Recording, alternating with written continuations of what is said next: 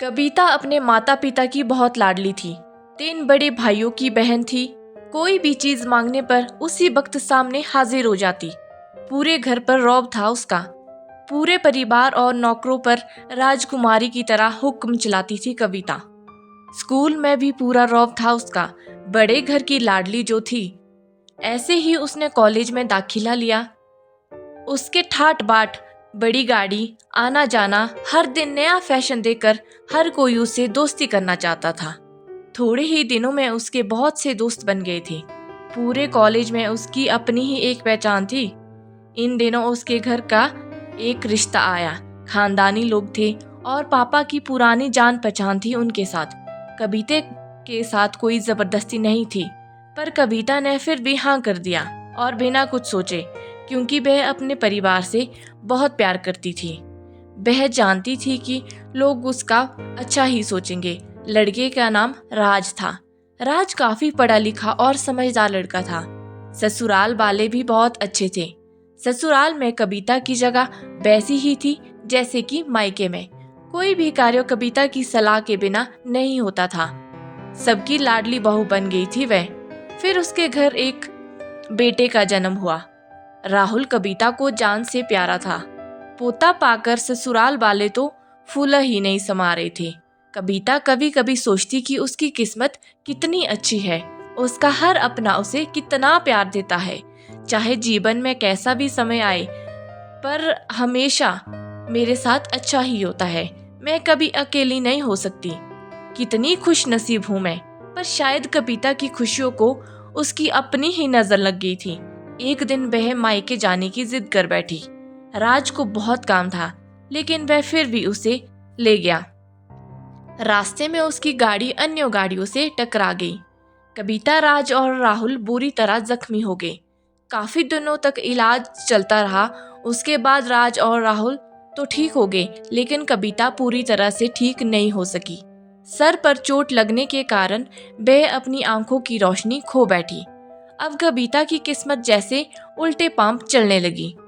मायके वाले कुछ दिनों तक उसे मिलने आते रहे और फिर कभी अफार फोन करके पूछ लेते थे कि कैसी हो। धीरे धीरे ये सिलसिला भी कम हो गया। ससुराल वाले की सहानुभूति भी कम होने लगी।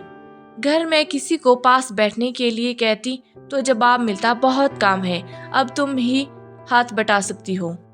राज भी चिड़चिड़ा हो गया था। बस राहुल ही था उसके पास, जिसके साथ हंसते खेलते उसका वक्त गुजर जाता था। एक दिन कविता के हाथ कुछ सामान गिर गया। उसकी वजह से राहुल को हल्की सी चोट लगी। कविता के सास ससुर ने राहुल को उससे अलग कर दिया। कहीं उसके ना देखने की वजह से बच्चे का कोई नुकसान ना हो जाए। कविता अंदर ही अंदर से टूट चुकी थी। एक दिन उसने सबके सामने मायके जाने की इच्छा रखी तो राज ने तुरंत उसे छोड़ आया, जैसे ही वह यही चाहता था।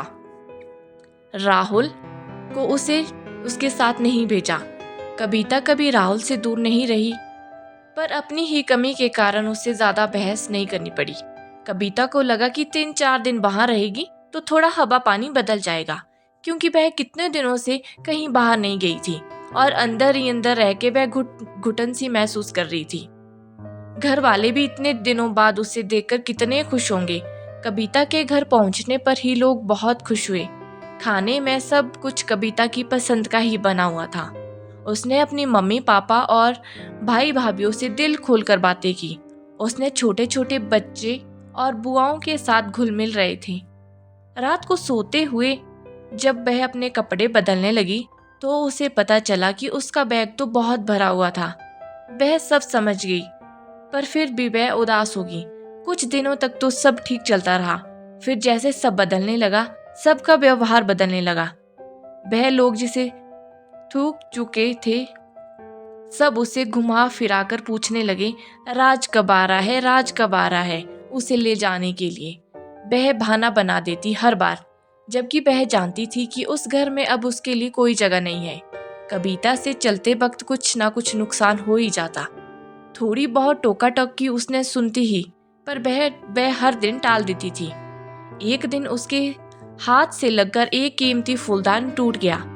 छोटी भाभी ने बहुत हंगामा मचाया। कविता के माता पिता रोज के झमेलों से बहुत तंग आ चुके थे। उन्होंने राज को खुद से फोन कर दिया। राज कविता को अपने घर ले जा। कविता को अपने परिवार वालों से यह उम्मीद नहीं थी। जिस कविता के कहे बिना घर का एक पत्ता तक नहीं हिलता था, उस घर के लिए वह बोझ बन चुकी थी। राज के साथ ससुराल आते वक्त वह बहुत खुश थी, क्योंकि उसे अपने घर जा रही थी और जिगर के टुकड़े राहुल के पास। परंतु यह खुशी भी कुछ ही पल की थी।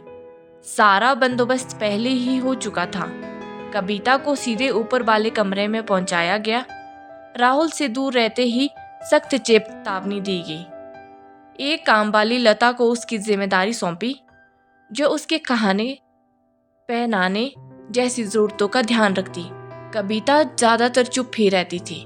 कभी कभी काम वाली लता से थोड़ा बतिया लेती, जिसके जरिए राहुल का पता चल जाता था। सबकी लाडली बहू और सबकी बेटी अब धीरे धीरे सभी परिवार को बोझ लगने लग गई थी। दोस्तों, आपको यह कहानी कैसी लगी? अगर अच्छी लगी हो तो चैनल को सब्सक्राइब करें और मेरी वीडियो को लाइक करें।